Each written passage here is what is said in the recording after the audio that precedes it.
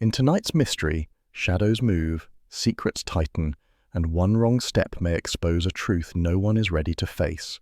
Welcome to your latest cozy detective adventure. Where in the world are you listening from tonight? And subscribe so you never miss upcoming mysteries. Nero Wolfe and the Night Cramer broke his rule. The phone began ringing just as I reached the top of the stairs, the kind of ringing that doesn't merely request attention but demands it, like a district attorney pointing a finger. I had already unbuttoned my shirt and was debating whether the night was worth another trip downstairs when I heard footsteps that didn't belong to me. Fritz appeared in the hallway below, wearing his pale blue robe and the expression he reserves for soufflés that collapse, restrained disappointment edged with alarm. "Mr. Goodwin," he called up softly, "the telephone has been ringing with insistence." That was enough to stop me. Fritz doesn't editorialize unless the universe has truly overreached. I came back down the stairs at a pace that wouldn't startle a horse, but conveyed that I was making an effort. The phone was still going at it like a tax collector with a quota. I snatched it. Nero Wolfe's residence, Archie Goodwin, knight errant. The voice that responded wasn't one I expected at 12:17 a.m. I checked the mantel clock. It wasn't irritated either, which meant it was worse. "Goodwin, I need to come over," Inspector Cramer said. Cramer has many registers: storm cloud, wildfire, and municipal outrage. What he used now was none of those. It was controlled, low, and carrying the faint quiver of a man who had stepped into the wrong room and couldn't find the exit. That alone made my scalp tighten. "Now?" I asked, because someone had to say it. "Yes, immediately. I'm alone." A pause. "Please don't tell him more than that." "You mean Wolfe?" "I mean Wolfe." He hung up before I could offer him a cigar, a pillow, or a psychiatrist. Fritz waited, hands clasped behind his back. "Inspector Cramer?" "Correct. And with excellent timing. I was just thinking I didn't have enough reasons to lose sleep tonight." Wolfe was not going to like this, which of course made it my solemn duty to present the news. I found him in the office in a condition that could be described as precariously patient. Yellow silk pajamas under a quilted robe, eyes narrowed at a book he clearly intended to finish without interruption. The sight of him in sleepwear carries its own gravity, like catching the Statue of Liberty in curlers. He looked up. "Archie, why are you not in your bed?" "Because someone has a vendetta against our circadian rhythms." I stepped closer. "Cramer is on his way over." He said immediately, "Alone." Wolfe let the book close on his thumb. "At this hour?" "Yes." "Phooey." He removed his thumb and shut the book fully. For anyone else, that would have counted as a gesture of emotional upheaval. For Wolfe, it was the equivalent of slamming a door and throwing the key out the window. Before he could mount a proper complaint, the bell rang. Fritz appeared at once, as always, and moved to open the door. Wolfe frowned, but rules were rules. Fritz could open the door. He simply refused to answer it. Cramer entered like a man stepping into a confessional he didn't want but needed. Hat in hand, coat collar damp with night fog, cigar unlit and clamped between his fingers without the usual vengeance. He took 3 steps in and stood there, expanding the office gloom with the bulk of his silence. Wolfe lifted one eyebrow, a maneuver most men need machinery for. "Inspector," Cramer nodded. "Sorry to come like this." "No," Wolfe said shortly. "You are not sorry, you are in distress. Sit." Cramer sat, which may have been the first sign we were entering an alternate universe. I took my customary place at my desk, ready for dictation or for dodging shrapnel, depending on how the next few minutes went. Cramer exhaled hard. "I broke a rule tonight," I added, "one of the 10 Commandments or something with departmental stationery." He gave me a look that would have wilted stronger men, but he didn't bark. That was the second sign. A man's dead, Harold Tisdale, lobbyist, political fixer, found in his office up on 46th. "Then call the squad," I said. "That's the usual routine." "That's the rule," Cramer answered, staring at the toe of his shoe. "You always notify the squad, then the lieutenant, then homicide. You don't go in alone, you don't look at a scene without backup, and you damn sure don't leave without calling it in." "But you did all of it," Wolfe said. Cramer nodded. "Every bit." Wolfe drew a breath through his nose, a small seismic gesture. "Explain." I went there because someone called me directly, no name. Said there'd been a killing and I'd want to see it before anybody else. I should have ignored it, but something in the voice. He stopped. Anyway, I went, and the place was empty. Too empty, like somebody cleaned the air. That is nonsense, Wolfe said, but proceed. Tisdale was behind his desk. Shot once in the chest, no signs of struggle. Safe open. Papers gone. One thing left, a burned scrap in his right hand. Burned, I asked. I said burned. Singed edges, and smelling of your favourite tobacco blend, Wolfe, Balkan, which is why I came here. I stared at him. Inspector, if you think Wolfe took a midnight stroll to kill a lobbyist, cut it, Goodwin. I know neither of you left the house. That's not why I'm here. Then why? Wolfe demanded. Cramer reached into his inner pocket and removed a small glassine envelope. Inside was the scrap, brown-edged, torn from something larger, carrying a faint grey smear where flame had licked it.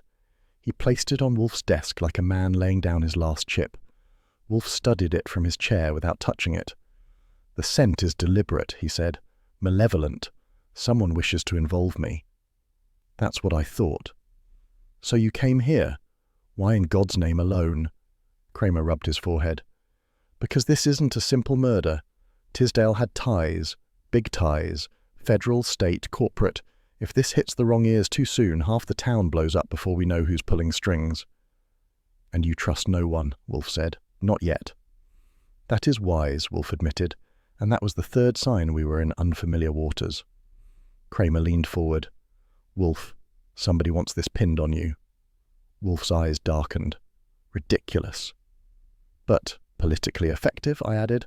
Half the magnates in Manhattan would sleep better if you retired early. Cramer grunted. And there's more. Of course there was. He pulled another object from his pocket, a plain business envelope. This was on the desk, addressed to you. Wolfe extended a hand, palm up. I retrieved the envelope, slit it open, and extracted a single sheet with 5 typed words. Ask him about the rule. I let out a low whistle. Somebody's trying very hard to make this look like a party invitation. Cramer's voice cracked for the first time. I haven't told the department. I haven't told anyone. If this gets out, I'll be pulled off homicide faster than you can say grand jury. I shouldn't be here, and you shouldn't be involved, but I needed someone who thinks sideways. And so, Wolfe murmured, you violated your own procedure. I did. Wolfe tapped a fingertip against the armrest. Confoundment! I couldn't resist. Well, Inspector, you sure know how to brighten a midnight. Cramer almost smiled. Almost. Look, I don't like owing anybody, and I'm not your client. I'm not paying you. I just needed to tell you before the rest of the city gets its hands on this. Wolfe stared at him for a long moment, then said, Archie. Yes, sir. You will go to Mr. Tisdale's office. Now. Now, I repeated, aware that pyjamas or no pyjamas, Wolfe meant business. Cramer stood. Goodwin, I left it sealed. You show my authorization, they'll let you in. I asked, and what about your rule? Cramer jammed his hat on. Tonight's the night I broke it. He turned for the door, fatigue bending his shoulders. When it closed behind him, Wolfe exhaled a long gust of breath and shut his eyes. We are being manoeuvred, he said. Sure looks like it. Then act, quickly. Which is how I found myself donning my overcoat again, heading back out into a Manhattan fog that had murder written all through it, with only one clear thought to carry me. If someone was bold enough to drag Cramer into this mess, they weren't done with us yet. 2:37 in the morning is the sort of hour that makes you question your career choices, your moral fibre, and whether the entire city of Manhattan is conspiring to deprive you of warmth, comfort, and sleep. I stepped out of the cab in front of the Midtown Tower that housed Harold Tisdale's office, and immediately decided that if the afterlife had a waiting room, it probably looked a lot like that street. Cold wind funneled through the canyon of steel and glass, and the faint perfume of bad decisions drifting in from Times Square. The night guard at the front desk squinted at me as though I were the messenger of plague, so I gave him Cramer's written authorization and my most civic-minded grin. He read the authorization twice, then slid me a pen to sign the visitor log, as if the ink might be subpoenaed later. Late night for paperwork, he muttered. Paperwork never sleeps, I told him. It just develops under eye circles. He didn't laugh. Some men are impervious to charm. The elevators were on the slow side of obedient, but eventually one consented to carry me to the 26th floor. The doors opened onto an expanse of polished marble and silence thick enough to wrinkle. Office towers after midnight are different creatures, bigger, emptier, and suspicious of movement. I started down the corridor toward Tisdale's suite when a cleaning woman pushing a cart froze mid-stride. She gave me a wide-eyed look as if half expecting me to start exorcising spirits. "Relax," I told her. "I'm not here to inspect the shine on the water fountains." She wasn't reassured. People who clean empty offices in the dead of night know when the air is wrong, and this one knew. Tisdale's door was locked, of course, but Cramer's note had weight, the kind that makes night guards say things like, "If it's his signature, it's his problem," and buzz me in. The moment I stepped inside, I understood what Cramer meant by staged. The room felt less like a crime scene and more like a still from a noir film that hadn't decided on its final lighting cues. The curtains were drawn halfway, letting in a blade of moonlight that sliced across the carpet. A desk lamp had been tilted just so, creating a diagonal pattern of illumination that made the edges of the room sink into gloom. And the body had been removed. Cramer had pulled it out and locked the room down before coming to Wolfe. That was a rule bent clean in half. But the ghost of the corpse lingered in the arrangement of the room, a clean patch on the carpet where the outline of a man's final collapse was still imprinted in air. I started a slow walk around the perimeter. The desk was cleared too neatly, as though someone had swept it with a single gesture and then curated what was allowed to remain. The waste bin was empty. Empty. In the office of a lobbyist, if that wasn't a red herring, I'd eat Wolfe's third best orchid. The safe was open, its metal gleaming faintly. I crouched down, took out a flashlight and examined the interior. It had been cleaned out with surgical thoroughness except for one item, a torn appointment card. I lifted it carefully, gave it a quick glance and saw tomorrow's date and two initials, LC. Whoever LC was, they were worth writing down. So I made a photostat with the portable rig I keep in my coat for just such romantic moments with office furniture. The original went right back where I found it. Evidence Protocol, Archie Goodwin, poster boy. Standing, I caught the faintest aroma drifting toward me from the corner. Balkan tobacco, Wolfe's preferred blend, the kind that sticks to curtains, reputations, and innocent men's doorframes when someone wants to cause trouble. "Oh, terrific," I murmured. A murderer who moonlights as a fragrance stylist. Someone had gone to ridiculous lengths to make Wolfe look connected to a dead lobbyist. That was beyond suspicious. That was personal. I crossed the room again and noticed the cleaning foreman peeking through the open doorway. A stout man with a mop handle tilted like a cane for self-defense. He cleared his throat. "Sir? Everything all right?" "Just peachy," I said. "Tell me, did you or any of your crew notice anything earlier tonight? Lights, noises, visitors practicing interpretive murder?" He frowned. "We clean this floor at 11. After that we stay away. Doors were shut, but the lady on 27 said she heard something. A thump." "A thump," I repeated. Scientific precision at its finest. He shrugged helplessly. "Thanks," I said, and moved on. The next visitor was a jittery junior attorney who wandered out of the stairwell like he'd been chased by tax auditors. He was all elbows, spectacles, and academic gilt. "Oh," he stammered, seeing me. I didn't know anyone else was here." "Neither did the building," I said. "Late-night research?" "I forgot a briefcase upstairs." He pushed up his glasses. "I didn't hear anything, nothing at all. If something happened." "Relax," I told him. "I'm not in the business of filing reports on people who work late, only people who lie badly." He squeaked and retreated. Then came the rival lobbyist, Drake Hanlon. I recognized him from his photographs, the kind of man who always seems to be sweating out yesterday's secrets. He ambled down the hall, whistling off-key, trying and failing to look casual. "Lost?" I asked. "No," he said too quickly. "Just in the wrong hallway." "Funny how hallways do that," I said. "They lure you in with promises of democracy and then abandon you near a murder scene." His face stiffened. "I didn't know about any murder." "Of course not. Nobody ever does." He scampered off, trailing guilt like cologne. I returned to the office.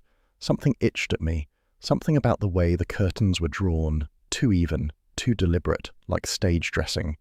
I tilted the lamp another inch and saw the room take on an even more dramatic contrast. Whoever set this up wanted chiaroscuro, mystery, and the silent accusation of theatricality. The rule. The note had mentioned a rule. Political rule, legal rule, Cramer's professional rule.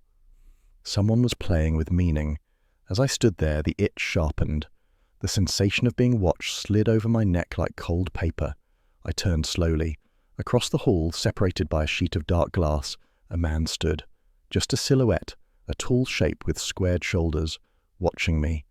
I moved fast, crossing to the doorway and stepping inside the adjacent office. It was empty. Very empty. The window was open a few inches, letting in a damp draught from the fire escape. A smear of moisture clung to the sill, fresh as breath. Whoever he was, he'd slipped out the second I spotted him. Cute, I muttered. A peeping Tom with a gym membership. The office held nothing else. No papers disturbed, no footprints, just the faint echo of someone determined to stay one move ahead. I closed the window, switched off the light, and headed back down the hallway. The cleaning staff avoided my eyes. The elevator hummed its mechanical lullaby as it sank toward the lobby. By the time I stepped out into the night again, the wind had picked up, scattering my coat like a warning flag. Back at the brownstone, dawn was creeping in at the edges of the sky when Wolfe met me in the office, still in his robe, looking like a man who'd been dragged into consciousness by rude necessity. "Well?" he asked. I gave him the rundown, every shadow, every tremor, every whisper of Wolfian tobacco. When I finished, he grunted. "Bah! Someone is attempting theatrics." He leaned back, fingertips pressed together. "Archie, we will deduce the playwright." And that, as far as suspense hooks go, was Wolfe's version of raising the curtain. At precisely 11:01 a.m., not 11 o'clock and not 11:02, Nero Wolfe lowered himself into his office chair with the solemnity of a man mounting a throne he both revered and resented. Orchid hours had ended 1 minute prior, which meant the world was once again allowed to trespass upon his intelligence. I was already at my desk, caffeinated, keen, and ready to referee 3 suspects who, if stacked, would form a totem pole of guilt in ascending order of polish, indignation, and perspiration. Fritz ushered in the trio, Leonard Carville, Mildred Vance, and the human sprinkler system known as Drake Hanlon. They filed in with all the grace of a parade that had forgotten its choreography. Carville led, sleek as a custom typewriter and twice as smug. Behind him marched Vance, bristling like she'd eaten a picket sign for breakfast. Hanlon brought up the rear, dabbing his forehead with a handkerchief already surrendering to saturation. Wolfe didn't greet them. Emotion is precious cargo for him, and he ships none of it before noon.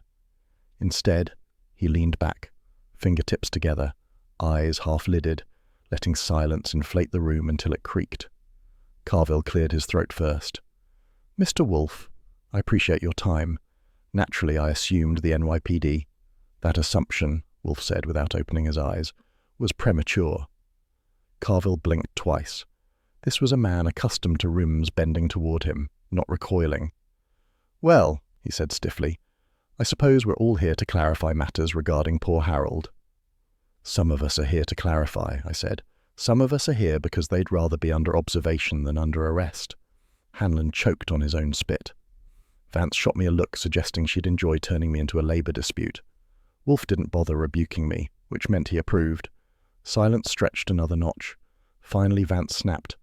"Look, Tisdale made enemies. Lots of them, on both sides of every negotiating table." Carville cut in smoothly. "He also broke industry rules, unwritten ones. You don't play both sides of a pension reform bill without consequences." "That sounds like a threat," I said. "A warning," Carville corrected. "A confession," Vance muttered. Wolfe opened his eyes at that. "Miss Vance, you believe Mr. Carville capable of harm?" "I believe Harold got too clever," she shot back. "He promised my union one thing and then sold something else to federal negotiators. He was double-dealing." "There," Wolfe said. "We approach candor." Hanlon piped up, voice trembling like a radio with bad reception. "He recorded everything. Did you know that? Tisdale. Every meeting, every negotiation, voice wire spools, hidden somewhere." That froze the room. I leaned forward. "You're sure?" Hanlon wiped his forehead. "He told me once, years ago. said insurance was essential when dealing with predators in respectable suits. His words, not mine. Carville bristled. Are you implying? Yes, Hanlon squeaked. Probably. Mr. Hanlon, Wolfe said, before you drown us in perspiration, explain how you know these recordings exist. Tisdale bragged, Hanlon confessed. Not to the press, to competitors. He said he had leverage on all of us. Wolfe absorbed this with a slow, gravitational nod. Leverage, the backbone of your profession. Carville's jaw clenched. Tisdale didn't have anything on me. That, I said, is what people say right before evidence appears. Vance snorted. Harold recorded everything. He kept the spools in a secure place only he knew, or maybe with that secretary of his. Agnes Loring, I supplied. She's loyal, Hanlon said quickly. Vance arched a brow. Everyone's loyal until they're offered enough zeros. Wolfe drummed his fingers once, a sound that made all three suspects stiffen like schoolchildren awaiting judgment. Mr. Carville, he said, you mentioned industry rules. What precisely do you mean? Carville adjusted his tie as though buying time. There's an unspoken understanding among lobbyists. You don't undermine a colleague's accounts, and you don't keep, he hesitated, recordings. And if one does, one faces consequences. Legal consequences? Wolfe asked. Carville smiled thinly. No, professional. Translation, knives in backs, reputations buried, careers evaporated, politics as usual. At 11:19, Fritz arrived with a tray, iced tea for the guests, coffee for me, and a glass of water for Wolfe because anything stronger before noon violated the Geneva Convention as far as he was concerned. Fritz set the tray down with immaculate efficiency and departed. Mr. Goodwin, Wolfe said without looking at me, observe. That was my cue. I opened the ginger ale bottle and offered it to Hanlon, who accepted with trembling gratitude. His hands shook so badly he nearly foamed the drink into carbonation heaven. Relax, I told him. You're sweating enough to refill the Hudson. Nobody's implicated you yet. Carville shot me a cold glance. Is your operative always this colourful? Wolfe's eyes ignited just enough to pass as emotion. Mr. Carville, he said icily, Mr. Goodwin contaminates nothing. He discerns. That shut Carville up. Vance stared at Wolfe with newfound respect. Hanlon tried to disappear into the upholstery. The questioning continued, Wolfe guiding it with the skill of a conductor leading a symphony composed entirely of lies. Carville danced around motive. Vance insisted her union had grievances but not bloodlust, and Hanlon tripped over his own alibis like a man sprinting across a carpet of marbles. Through all of it, Wolfe said little. Silence is his preferred blunt instrument, and he swung it generously. At 12:49, the phone rang. Fritz appeared instantly, as if summoned by the vibration of unauthorized noise. Inspector Cramer, he announced with the dramatic weariness of a man who knew this meant trouble. Wolfe took the call. Yes? Even across the room I could hear Cramer's clipped growl. Wolfe listened, expression tightening. Inspector, Wolfe said at length, have mercy. It is nearly lunch. Fritz winced at the sacrilege of invoking lunch during a phone call. Wolfe continued. No, I did not inform them. Yes, they are here. Rumours? Already? I see. You must contain the department, Inspector, if possible. He hung up and exhaled one syllable. Phooey. I leaned in. Trouble? Immense, Wolfe replied. The NYPD brass learned the inspector visited the crime scene alone last night. They now question his judgment. Someone is feeding the press. Carville stiffened. Vance frowned. Hanlon turned a shade paler. I asked, how bad? Wolfe pointed to the Gazette on my desk. I hadn't noticed it. A fresh edition. Bold headline. Cramer in secret meeting with Wolfe. What are they hiding? Hanlon whimpered. Vance cursed under her breath. Carville's jaw flexed like he expected to chew through the crisis. Someone wishes to discredit the inspector, Wolfe said calmly. I find it odious. Hanlon croaked. Does this mean we can leave? No, Wolfe answered. Carville tried strategy. Surely you don't suspect. I suspect motive, Wolfe interrupted. Opportunity, deception, and desperation. His gaze drifted across the three of them like a searchlight. Vance folded her arms. So what now? Now, of course, we reached the moment when meetings traditionally dissolved into chaos, and Wolfe delivered the parting line that served as both dismissal and challenge. He sighed. "Mr. Goodwin." "Yes?" "Escort our guests out, one at a time. I must think." Hanlon nearly sprinted. Carville stalked out with dignity borrowed from a boardroom. Vance paused at the door, studying Wolfe. "You'll find who did it," she said. Not a question, a warning. When they were gone, Wolfe pressed his palms together and closed his eyes, the office suddenly cavernous in its quiet. "We proceed," he murmured, "but carefully. Politics is a jungle of hidden claws." I couldn't resist. "And we're the zookeepers." "No," Wolfe said, "we are the hunters." By 4 o'clock the brownstone had settled into that rare afternoon calm that descends only when Wolfe is upstairs among the orchids and the world temporarily forgets we exist. Orchid hours end at 6, but the house already had that hush that comes before a storm, or a client. I was in the office polishing my notes when the bell rang with a single polite chime, the kind that announces someone who doesn't want trouble but brings plenty anyway. Fritz appeared a moment later, immaculate as ever, and declared, "Mr. Pantzer." Saul Pantzer stepped inside like a shadow with good posture, flat cap tucked under one arm, coat dry despite the weather, posture modest yet carrying that air of a man who'd been in places and heard things no one would believe. If Saul were ever to tell his full life story, I'd need a papal dispensation to listen. He handed me a small folder. This is everything I could get on short notice, which, coming from Saul, meant everything the universe contained. I opened it. "Lawrence Creed," I read aloud. "Alias?" Saul nodded. "Has to be. No traceable address, no employment sheets, no tax trail, not even a dead relative with the same name. Someone using LC as an identity for private meetings." "That matches the appointment card in Tisdale's safe," I said. "Tomorrow's date." "And the man on the fire escape," I looked up. "You found him?" "I found that he exists," Saul said. "Someone working in that building uses the fire escape as a back route. Maintenance staff say they've seen a tall man getting in and out that way at odd hours. No name. But he works there, maybe on a different floor." "That's more than we had this morning," I said. "Wolfe will want a full rundown when he descends from his botanical throne." Saul smirked faintly. "I'll wait." He didn't have to wait long. At 4:17 the elevator groaned, doors sliding open to reveal Wolfe in his mustard-yellow shirt and black silk ascot, expression calm in the way only a man who'd just spent 2 hours with orchids could manage. He breathed the office air like a philosopher tolerating lesser elements. "Saul," he said, "report." Saul delivered the summary with the economy of a telegram. Tisdale, last meeting, alias Lawrence Creed, building employee slipping through fire escapes. Wolfe absorbed each detail like a banker counting gold. "Good," Wolfe murmured. "Excellent." Then he turned to me. "Archie." But the bell rang again, this time harder, and Fritz reappeared with brows slightly pinched. "Inspector Cramer," he announced. Now, Cramer usually enters like a storm front.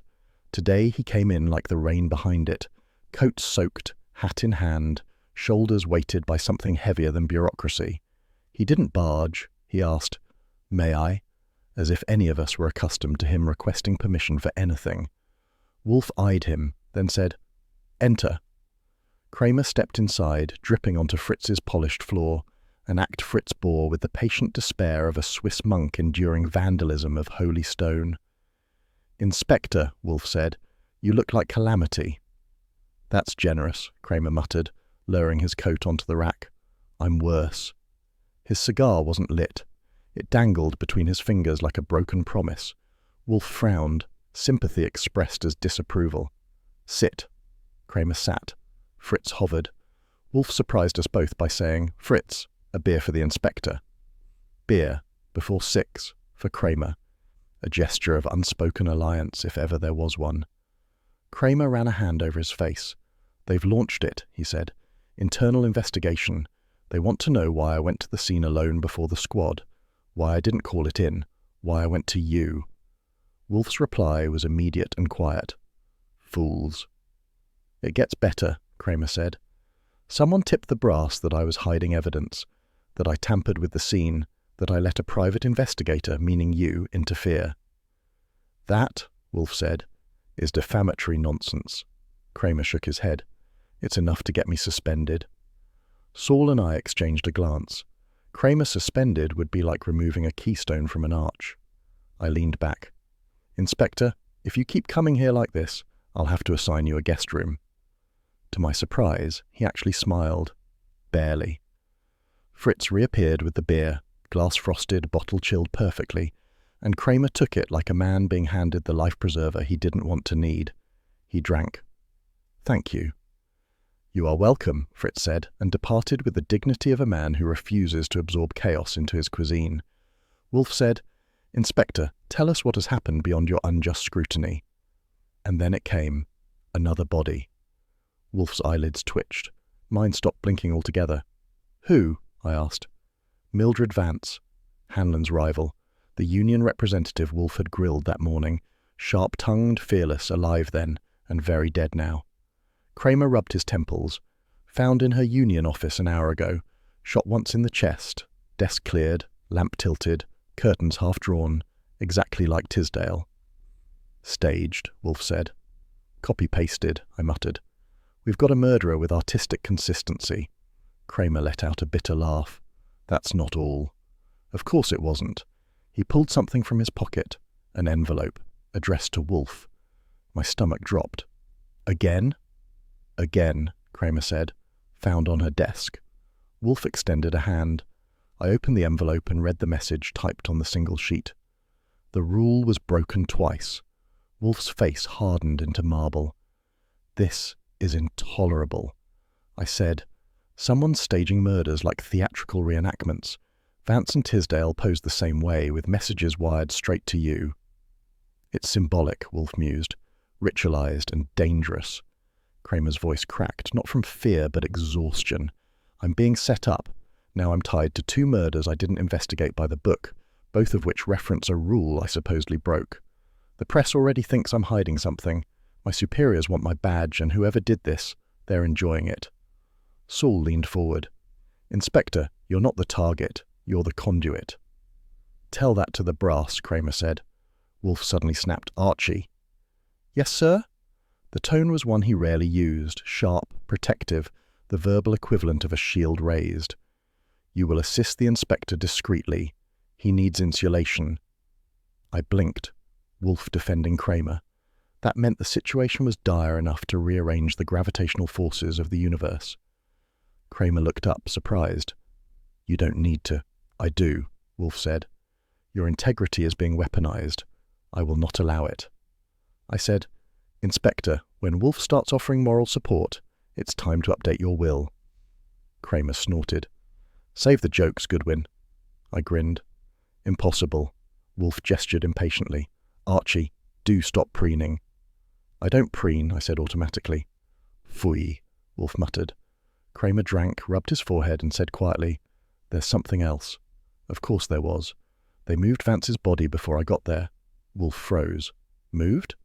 Lifted, repositioned slightly, then set back down. Whoever staged it returned to refine their work, as if perfecting a tableau. That, Wolfe said softly, is the mind of someone who considers murder an art form. And someone who's mocking me, Cramer growled. No, Wolfe corrected. They're mocking us. The office fell silent except for the faint hum of the radiator and the ticking of the wall clock. At 4:58, Fritz appeared at the door. Dinner will be at 8, he said, as if reminding the universe of immutable law. He saw Cramer's expression and added gently, Inspector, you will stay for coffee? Cramer hesitated. Wolfe answered for him. He will. Cramer blinked. Yes, thank you. Wolfe folded his hands. Inspector, we will find the perpetrator. They seek to manipulate perception, procedure, and power. They understand the rule you broke. Perhaps they broke it first. I leaned back in my chair. And now they're breaking people. Cramer stared at the envelope. Twice, he murmured. Twice in one day. Wolfe adjusted his ascot, eyes narrowing. Archie, the game accelerates. Prepare yourself. Which, from Wolfe, is the equivalent of a battle cry. And that's how the evening began, with rain on the windows, death on our doorstep, and a murderer out there who thought they knew the rules better than any of us. They were wrong. Most men would hesitate before breaking into a storage unit in a derelict building on the west side at 9 in the morning. But Saul Panzer isn't most men, and I follow along mostly to make sure he doesn't get all the glory. The air smelled of dust, cold metal, and the faint aroma of somebody's forgotten gym socks. Saul worked the lock like he was coaxing a confession from a stubborn witness, and with one soft click, the door rolled upward. Inside the unit lay the usual collection of secrets that people pretend they don't have. Boxes with labels peeled off, a suitcase warped from moisture, a filing cabinet missing its handles, and, most interestingly, a fireproof chest charred along the edges like someone had attempted a small, unsuccessful bonfire. Saul pointed. That. We knelt, and the lid creaked open to reveal a half-burned set of voice wire spools, the kind reporters used before the war and government men still used when they didn't want recordings to be permanent. Some spools had melted into each other, some had warped beyond recognition. But in the far corner, tucked beneath a flap of scorched lining like an egg that refused to fry, was one intact spool. "Well," I said, "Harold Tisdale certainly knew how to keep souvenirs." Saul's expression didn't change, but I'd known him long enough to detect his version of satisfaction, a very slight narrowing of his eyes. "He was recording negotiations," Saul said. "Meetings he shouldn't have recorded, probably keeping leverage." "Blackmail," I said. "Leverage," Saul corrected, "because he enjoys making distinctions that don't help me." I wrapped the surviving spool in a cloth I'd brought and slid it into my inner coat pocket. "Let's go." Saul nodded and pulled the door down behind us. I locked the unit again, careful, precise, no fingerprints left as party favours, and we made the trek back toward the cab rank. Every block tightened something inside me.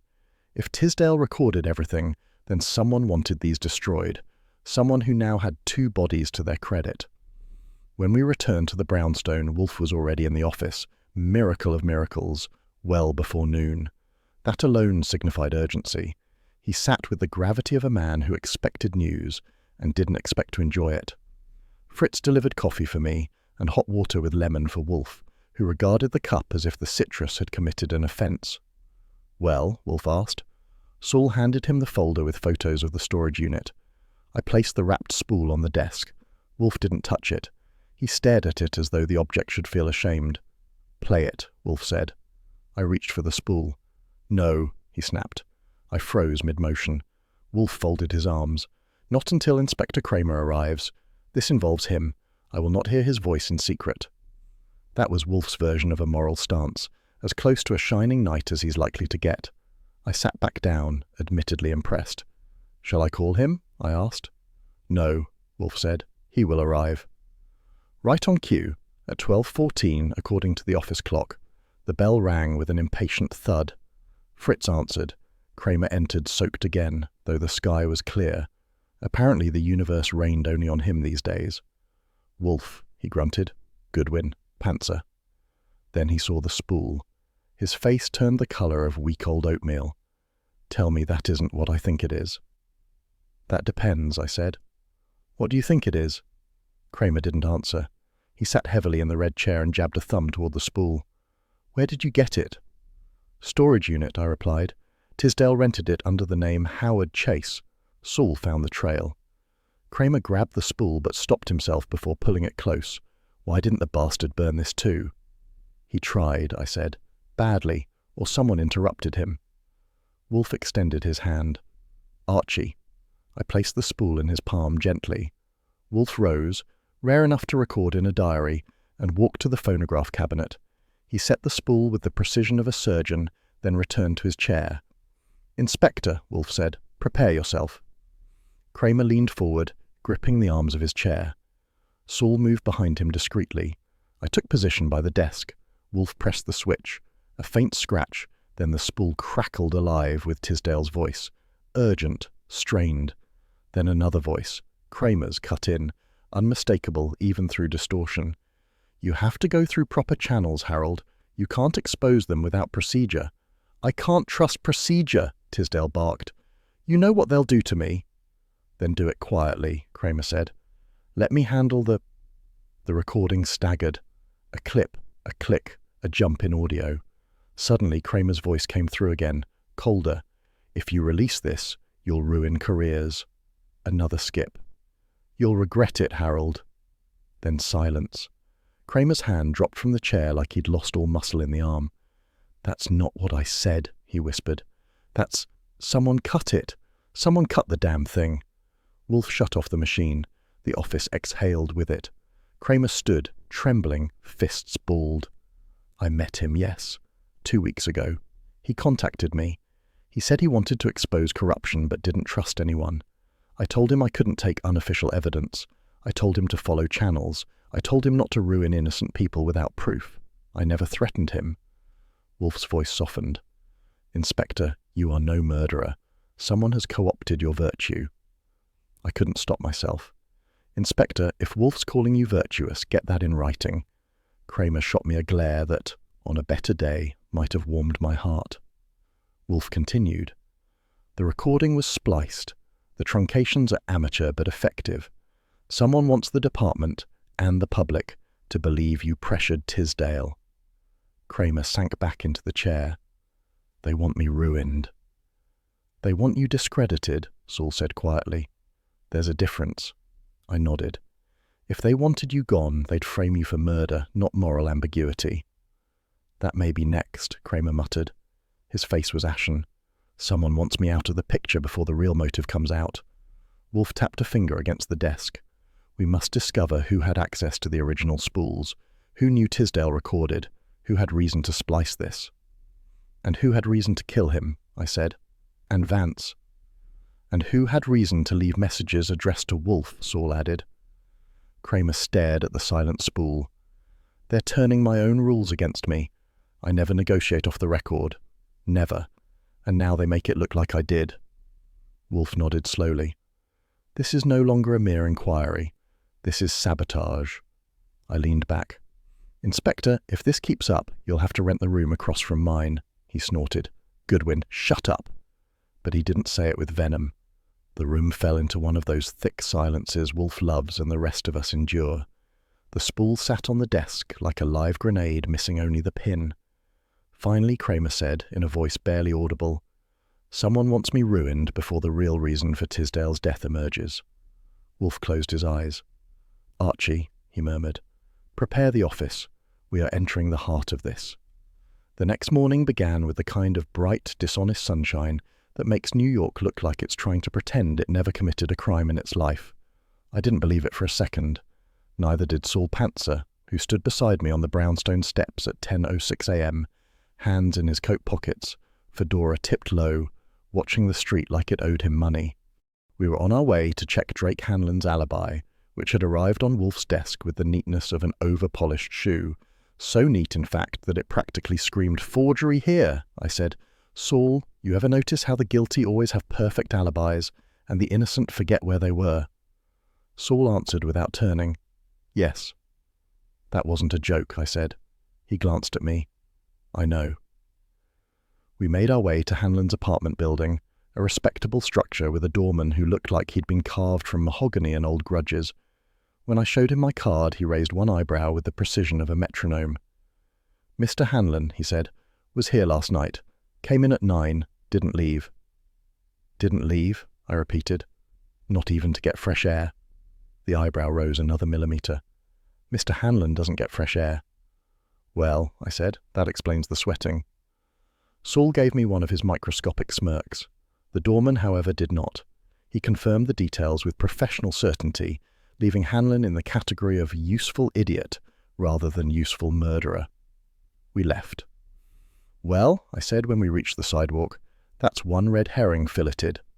Saul nodded. Next. Leonard Carville was next, polished, manicured, and as sincere as a forged signature. His office sat in a tower of steel and ambition, and his receptionist had the wary expression of someone accustomed to dodging creditors, reporters, or both.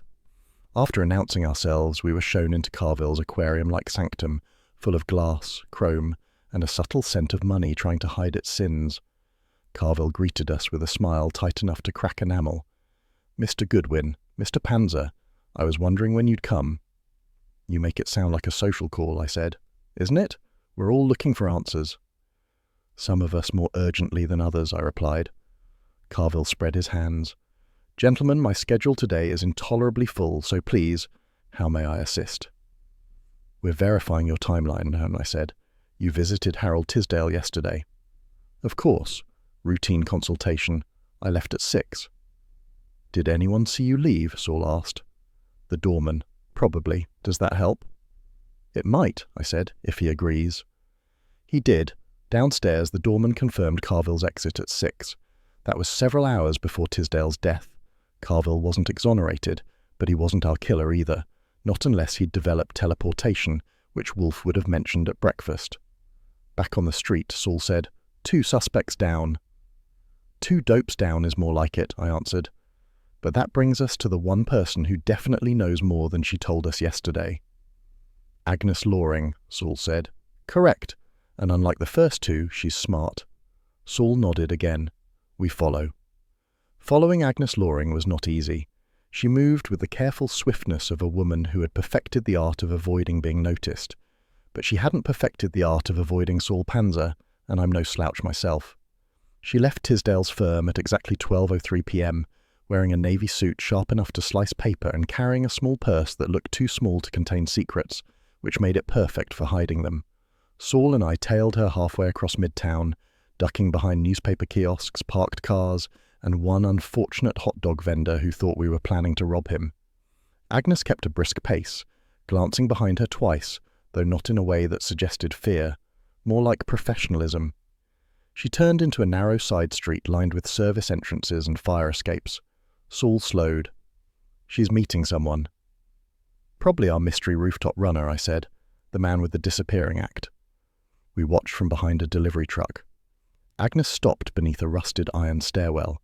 A shadow peeled away from the brick wall, tall, broad-shouldered, wearing an overcoat that blended with the gloom. The same silhouette I'd seen through the glass that first night. That's him, I whispered. Agnes reached into her purse, withdrew something small and metallic, and placed it into the man's palm. A key, Saul murmured. Look at the cut pattern. I squinted. You can tell that from here? Yes, I sighed. Fine. Show off. They spoke in low tones, too low for eavesdropping even with Saul's hearing, which borders on supernatural. But the gesture was clear.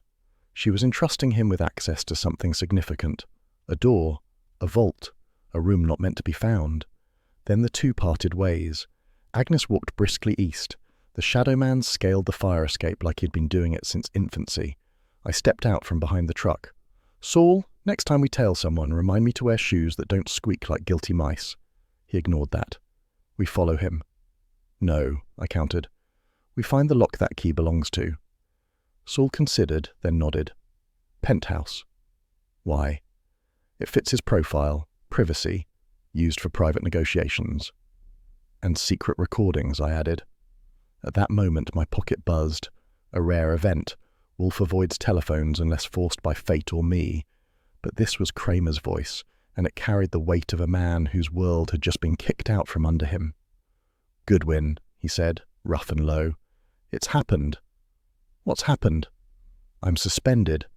The word hit harder than gunfire.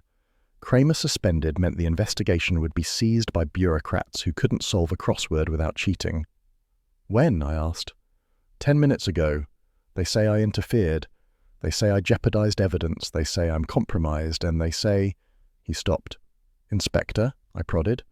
They say Wolfe is manipulating me. His voice cracked on the last syllable. That was when I knew things had gone from bad to catastrophic. I'm coming back, I said. Don't go anywhere. No, Cramer said. Just tell Wolfe. He hung up. Saul watched my face. Trouble, he said. Big. Let's move. We got back to the brownstone at 2:41 p.m. Wolfe was in the office, seated with the posture of a man planning to sue the universe for breach of decorum. His eyes lifted the moment I entered. Well? I relayed everything. Hanlon useless. Carville premature but not homicidal. Agnes Loring meeting the shadow. The key. The likely penthouse. And finally, Cramer's suspension. Wolfe's face did not change immediately. It hardened slowly, like molten stone cooling into a single lethal piece. Suspended, Wolfe said. Yes. For acting with integrity. Yes. For coming to us. Yes. Wolfe's voice dropped to a register that could crack granite. Odious, reprehensible, insipid. Saul waited, silent as carved wood. Wolfe turned his gaze to me, and I recognized something I'd seen only a handful of times, the spark of personal offense. Someone had struck at Cramer through Wolfe's orbit, and Wolfe, who seldom admits affection, had taken that strike personally. He inhaled, then said words so rare they carried the weight of thunder. "Archie, go, be obtrusive." I blinked. "Sir?" "Obtrusive," Wolfe repeated. "Demand answers, rattle cages, disturb comfort, make yourself intolerable. Someone has pushed too far." Well, that was that. If Wolfe orders me to be polite, the world is ending. If he orders me to be discreet, danger is high. But if he orders me to be obtrusive, someone is about to regret their career choices. If New York has one consistent virtue, it's this. The higher you go, the dirtier the secrets get. That thought greeted me as I stepped out of the elevator onto the marble landing of the 62nd floor, where the penthouse of a certain Lawrence Creed stretched behind a pair of doors carved from mahogany, thick enough to stop a cavalry charge. Behind me, Saul Panzer moved silently as a rumor spreading through City Hall. He carried a small toolkit hidden in the lining of his coat, not because we planned on breaking anything, but because Saul likes to be prepared in case the universe requires its hinges adjusted. I knocked once, lightly. No point announcing ourselves like tax collectors. Footsteps crossed the hardwood. A deadbolt slid back. A man opened the door just enough to show the fact that he was 6 feet of calculated confidence, wearing an overcoat tailored with more precision than some criminal indictments I've seen. "Mr. Creed?" I asked. He didn't blink. "Yes?" "Good. You're the man we need." He opened the door fully, and that's how I knew he wasn't afraid of us. Inside, the penthouse glowed with low, warm lighting, lamps set to silhouettes, shadows purposely allowed to stretch along the floor, the air tinged with cigar smoke expensive enough to have its own legal counsel. A fireplace crackled with well-behaved flames. Velvet furniture lined the room in deep burgundy tones. A wall of windows stared out over Manhattan, the city lights glimmering like a promise and a threat. He gestured. "Come in." We stepped inside. He shut the door. "I'm Lawrence Creed," he said, "though I suspect you already know that." "I know you rent penthouses under that name," I said, "but I also know your real name is Victor Langford." His eyes tightened, just a hair, enough for Saul to confirm the hit. Langford was a political strategist, but that's too mild. He was the man politicians hired when they needed someone ruined without leaving fingerprints. Langford walked to the bar with the calm of a man who never runs. "Drink?" "No," Saul said. "I'll have ginger ale," I said. "I like to stay sober when men lie to me." Langford poured himself a brandy instead and let the firelight catch the amber surface. "You're confident, Goodwin. I've heard about you." "That's nice. I've heard about you too, none of it cheerful." Langford smiled faintly. "Let's not waste time.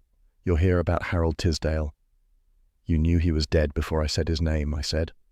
"Everyone knows," Langford replied. "It's the talk of every boardroom and backroom in the city." "Except you're not everyone," I said. "You worked with him." Langford tilted his head. "Work is a generous word. I advised him, and I advised many others who wanted him quiet." Saul moved a step closer, silent as snowfall. Langford ignored the movement and sipped his brandy. "Let's put our cards on the table. Harold Tisdale was a fool. He stumbled into political waters above his depth and tried to swim without learning where the sharks were. And you're the lifeguard with a razor blade," I said. He chuckled. "No, I am simply the man who understands currents. Tisdale did not, and neither, I suspect, do you." I leaned an elbow on the bar. "We understand enough to know he recorded illegal negotiations." That froze him mid-sip. Saul produced a small envelope from his coat. "We found the storage unit." Langford's mask cracked for half a second. I continued. "Half-burned voice wire spools, and one intact enough to implicate Inspector Cramer, thanks to some creative slicing." Langford set the brandy down. "You're accusing me of forgery." "I'm accusing you," I said, "of having a transcription machine in this penthouse capable of splicing wire recordings." He didn't deny it. Saul drifted toward the far wall. A cabinet sat there, dark wood, polished. Saul opened it without asking. Inside, a wire recorder, a spool splicer, and several rolls of wire. Langford sighed. "Gentlemen, every strategist maintains tools of the trade." "Yours killed a woman," I said. "Two," Saul corrected. Langford let out a soft breath. "Harold Tisdale and Mildred Vance were casualties of their own ambition. I did not kill them." "But you guided events," I said. "Your words." "That does not mean murder." Saul spoke quietly. "You met Tisdale before he died." "Yes." "You doctored the spool." He didn't answer. I stepped closer. "Langford, you helped stage something. Maybe not the killings themselves, but the optics, the messages. The rule was broken twice. That's political language, and you're a political sculptor." "Flattery won't soften me," he said. I grinned. It wasn't flattery. It was accusation wearing makeup. Langford set the glass down harder than necessary. Harold Tisdale was prepared to expose a web of corruption that would have toppled half the city's leadership. Corporate boards, union heads, federal liaisons, entire power structures. Chaos would have erupted. "He was prepared to expose you too," I said. Langford's jaw tightened. "I protect reputations. That is my job." "And when you can't protect them," I said, "you destroy the opposition." He didn't move. Saul did. He circled slowly to Langford's left. I blocked the right. Langford sighed. "So what now? You think you'll take me in? The city depends on men like me, Mr. Goodwin. If you believe otherwise, you're naive." "You keep calling me naive," I said. "Makes me think you're nervous." "For heaven's sake," Langford began, but his pocket phone rang. He answered, listened, smiled, then hung up. And that smile alone told me trouble had arrived early and planned to stay for dinner. "What was that?" I asked. "A courtesy call," Langford said. "There is now a warrant for Inspector Cramer's arrest." Saul's eyes narrowed. Mine probably widened. Langford folded his hands calmly. "Tampering with evidence, interference, collusion with Nero Wolfe. Quite a list." "You arranged that," I said. "I merely guided events." "Yeah," I said, "like a puppeteer guides a marionette off a cliff." Langford made to step past me. Bad decision. He underestimated my technique in accidental body checking. I pivoted, pretended to reach for a lamp, lost my balance and knocked into him hard enough to send him stumbling backward. He hit the bar, bounced, and the nearest stool wobbled, toppled, and pinned him against the lacquered wood. Saul raised an eyebrow. "Smooth." "I slipped," I said casually. "Terrible coordination." Langford wheezed. "Get off." "No," I said, "we're not finished." Saul retrieved a small notebook from Langford's coat pocket. Inside were scribbled initials, dates, meeting codes, and one beautifully incriminating entry. LC, recording edits completed. Deliver before press cycle. Saul held it up. "That's enough to clear Cramer." "And enough," I added, "to tie you to both staged scenes." Langford glared. "You think this will stand? My clients don't care about you," I said. "They'll throw you under the bus as soon as your usefulness expires, which is now." He tried to shove the stool aside. Saul placed one hand on the stool. It didn't budge. I took Langford's phone from the bar, dialed Wolfe. He answered immediately. "Goodwin?" "We have him," I said. "Langford, Creed, whatever he wants to call himself. We have the splicer, the machine, the ledger, the admissions, everything, and a warrant is out for Cramer." A silence like gathering thunder. Then Wolfe said, in a voice that could have cut stone, "Bring him. We conclude here." By the time the clock struck 7:59 p.m., the brownstone felt less like Wolfe's sanctuary and more like a well-upholstered powder keg. You could taste tension in the air, not the savoury kind Fritz creates with herbs and goodwill, but the metallic tang that creeps in when reputations teeter on cliffs. And tonight, we had gathered enough reputations under one roof to start a small political coup. If Wolfe ever wanted to test the structural integrity of his brownstone, assembling Leonard Carville, Drake Hanlon, Agnes Loring, Victor Langford, alias Lawrence Creed, and two stone-faced representatives from Tisdale's firm, was certainly one way to do it. Fritz, who has never once in his life allowed anxiety to touch a plate, served small sandwiches and sparkling water with the solemnity of an officiant preparing a sacrament. I took my usual place slightly behind Wolfe's desk, not quite at his shoulder, but close enough to pass papers or catch any flying accusations before they hit the carpet. Cramer, not officially allowed to work but unwilling to leave, sat in the red chair like a man waiting for a firing squad to get proper aim. His civilian clothing made him look strangely incomplete, like someone had removed the bark from a tree and expected it to stand politely. Wolfe, freshly descended from the plant rooms and radiating the calm fury of a philosopher, interrupted mid-thought, took his seat behind the desk. He surveyed the room as if it were an exhibit in poor decision-making. "Ladies and gentlemen," Wolfe began, "thank you for attending on such short notice." Carville adjusted his cufflinks with a noise halfway between annoyance and expensive jewellery clinking. Hanlon wiped his forehead for the 6th time since entering. Agnes Loring sat straight-backed, hands crossed tightly in her lap. Langford lounged with the confidence of a man who believed consequences applied only to the lower classes. Wolfe lifted one finger. "This gathering is not convivial. It is necessary. You are here because the deaths of Harold Tisdale and Mildred Vance intersect with your orbits, either by proximity, intention, or misadventure." I considered adding, "and because Wolfe said so," but the timing was too early for wisecracks. Wolfe continued, "We shall proceed methodically." Which, for Wolfe, is like a surgeon announcing he intends to use the sharp instruments. He gestured to me. I lifted the first stack of photostats, notes from the storage unit, the partial spool transcript, and some carefully selected gems Saul had dug up about Langford's political handiwork, and handed them to Cramer, who in turn distributed them like a grim lector. Carville spoke first, his tone clipped. "Mr. Wolfe, are we suspects?" Wolfe looked at him with the faintest sigh. "Mr. Carville, if I believed you personally responsible for murder, you would not have been invited. You would have been collected." Hanlon coughed nervously.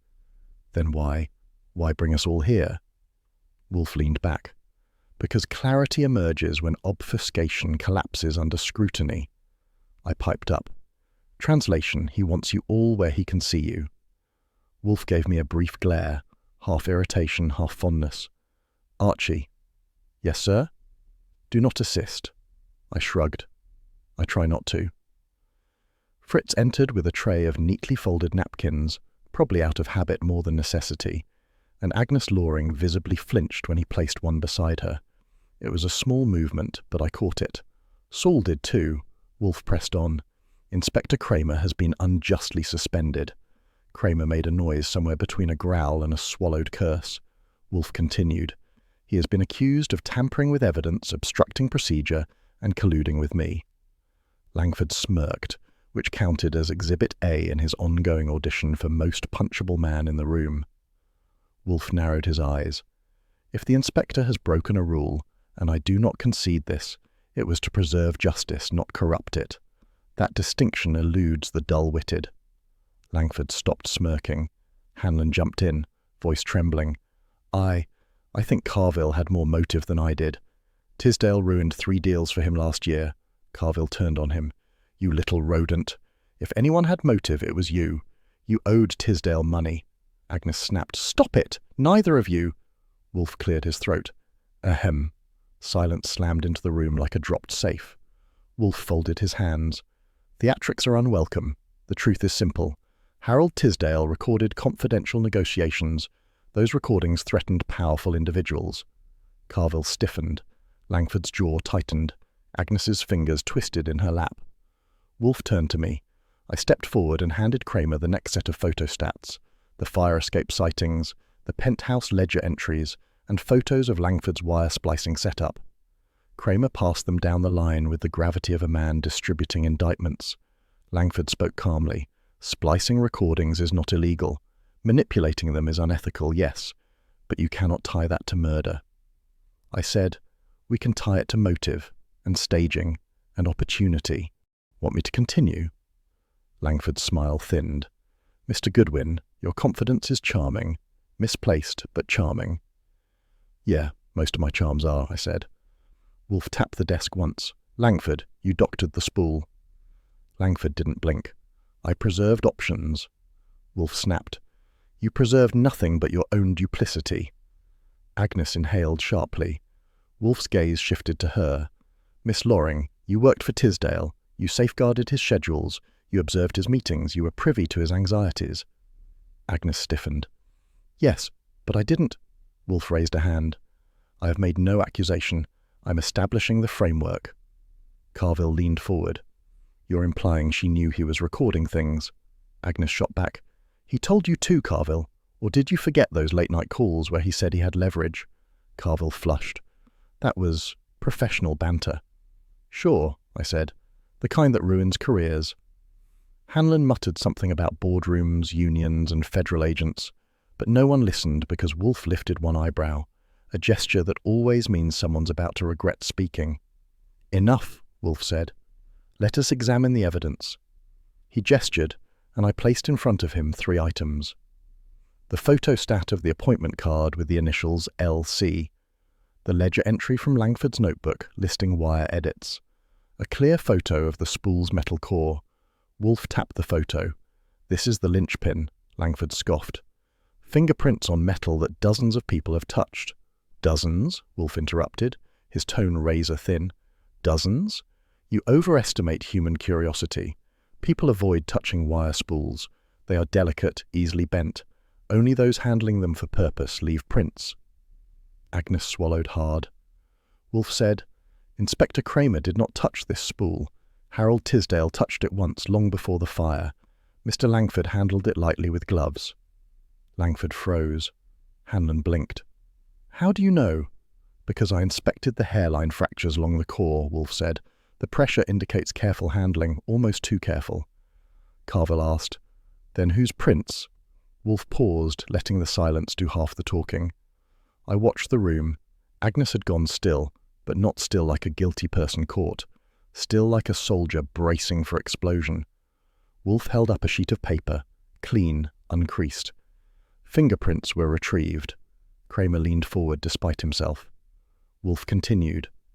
They were compared against known sets. Langford's expression twitched. Carville exhaled sharply. Hanlon whimpered.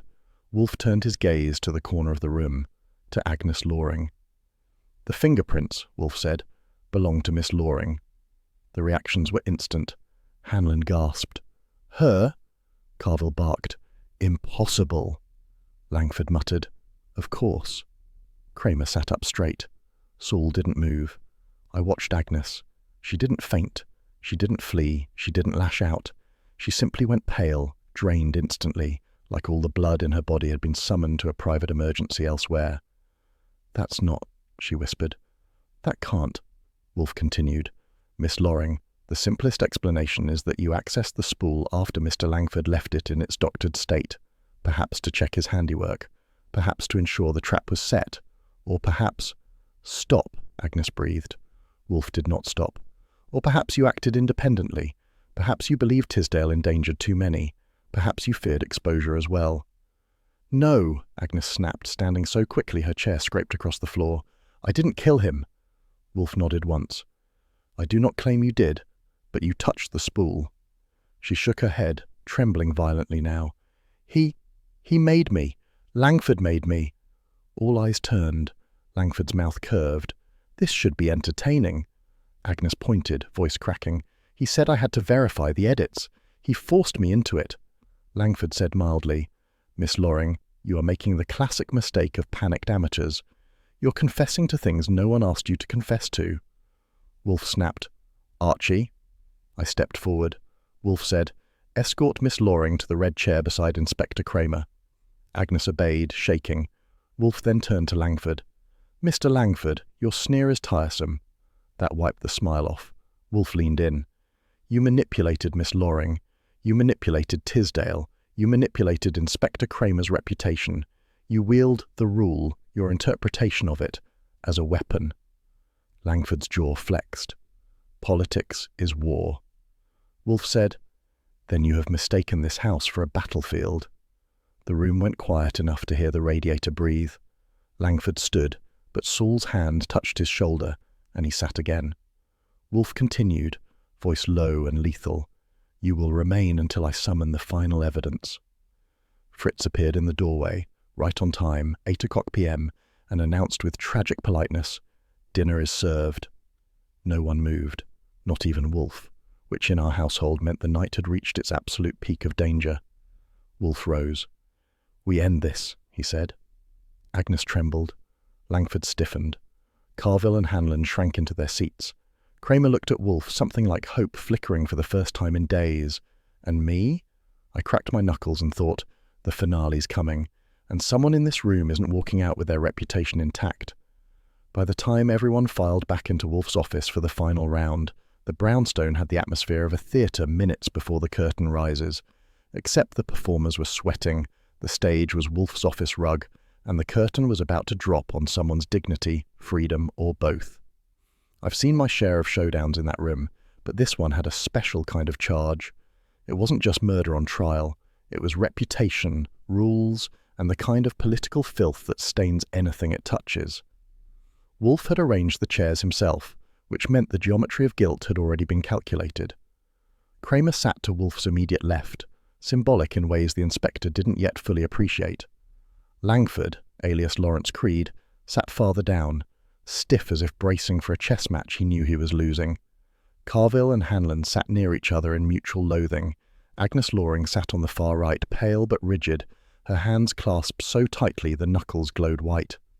I stood at Wolfe's right, ready to pass photostats, evidence folders, or the occasional barbed remark, depending on what the script of the moment required. Fritz hovered at the doorway like a priest overseeing a tense last rite. Wolfe inhaled slowly, deeply, always a sign that the avalanche was about to start rolling downhill. "Gentlemen, Miss Loring." Wolfe's voice filled the room with the unmistakable gravity of an oracle preparing to dispense destiny. "We have reached the end," Hanlon whimpered. Carville rolled his eyes. Langford studied the window reflection of himself, because some egos need constant reassurance. Agnes did not move. Wolfe folded his hands on the desk. "Two people are dead. Harold Tisdale, Mildred Vance. Their deaths were not crimes of passion or accidents of opportunity. They were orchestrated." Cramer grunted. "By who?" Wolfe didn't look at him. "By someone who understood the architecture of perception, someone who knew staging could mislead investigators into assuming a pattern of guilt connected to political intrigue, someone who understood the psychology of the rule." Langford raised a brow. "You're not looking at me?"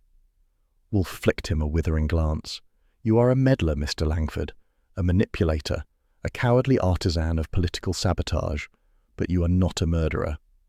"I appreciate that," Langford said smugly. "I did not say it was a compliment," Wolfe replied. Fritz coughed softly, like a footnote to the insult. Wolfe gestured toward me. "Archie, the envelope." I handed him the small packet of photostats, the storage unit photos, the ledger entries, and the image of the spool core. Wolfe lifted the final sheet, the fingerprint report, and let it remain suspended in the air like judgment itself. "Allow me to reconstruct," Wolfe said, step by step. The room tensed. First, Harold Tisdale recorded illegal negotiations. He intended to expose corruption. He confided in someone he trusted. That someone was Agnes Loring. Agnes flinched but said nothing. "Second," Wolfe continued, "Miss Loring believed those recordings could grant her influence or money. When Tisdale reconsidered, she feared losing everything. She confronted him, and she killed him." Carville gasped. Hanlon squeaked. Langford smirked. Cramer stared. Agnes whispered, "No." Wolfe raised a finger. "Do not interrupt." He continued. "Third, Mildred Vance, who knew portions of Tisdale's dealings, sensed the truth. She confronted Miss Loring, and she was killed for it." Agnes shook her head harder now. I didn't—" Wolfe shut his eyes briefly as if wearied by amateur theatrics. "Miss Loring, your fingerprints are on the metal core of the spool. Neither Tisdale nor Langford handled it barehanded. Only someone who removed it, examined it, and returned it would have left such impressions." Cramer leaned forward. "And she delivered the spool to Langford?" "Yes," Wolfe said. "To complete the sabotage against you, Inspector." Langford spread his hands. "I never forced her." Wolfe sliced the air with a dismissive gesture. "You guided her, Mr. Langford. You shaped her fear, but Miss Loring wielded the blade." Agnes's voice cracked.